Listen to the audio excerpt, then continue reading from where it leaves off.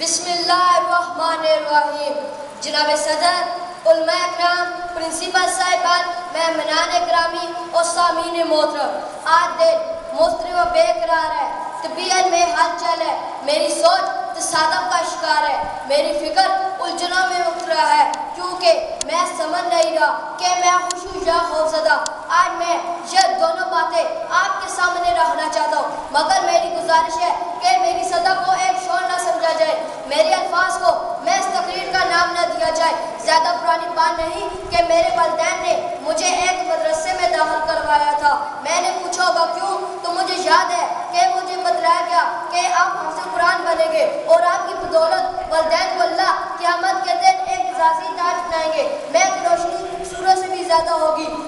اور یہ تاج ایک ایسی تقریب میں پہنایا جائے گا جس کی صدارت اللہ تعالیٰ کریں گے، اور نظم و نسق رشتوں کے حوالے ہوگا۔ قیامت کے سولناک دن جب ہر طرف نفس نفسی کا عالم ہوگا تو حافظ قرآن کو حکم ہوگا کہ تو ان سب آفتوں سے محفوظ ہے، تو قرآن پڑھتا جا اور جنت کے درجوں پر چڑھتا جا۔ جناب صدر، مجھے یہ بھی بتلایا گیا کہ تم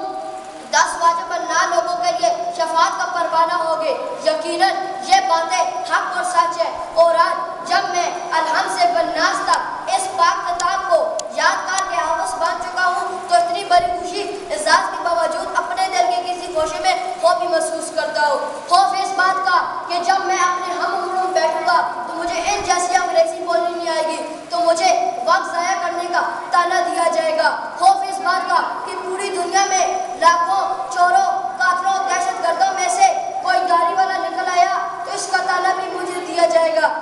اپنے دل کو ذرا اور ٹٹولوں تو غصہ اور غم کی ملی جلی کیفیت ہے، اور یہ کیفیت کڑوی ہے، کیونکہ آج سے میرا شمار ان لوگوں میں ہوگا جسے وطنی عزیز کے اکثر لوگ ان پڑھ، جاہل، دقیانوس، شدت پسند، انتہا پسند جیسے بدبودار الفاظ میں یاد کرتے ہیں۔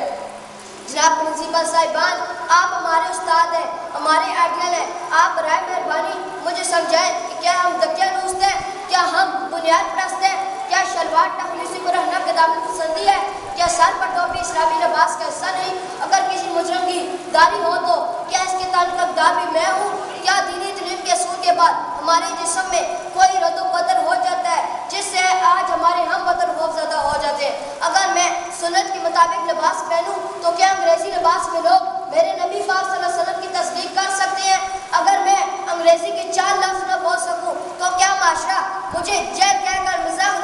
لڑا سکتے ہیں، کیا قرآن کی دولت کسی دولت سے کم ہے؟ وہ زمانے میں معزز تھے مسلمان ہو کر، ہم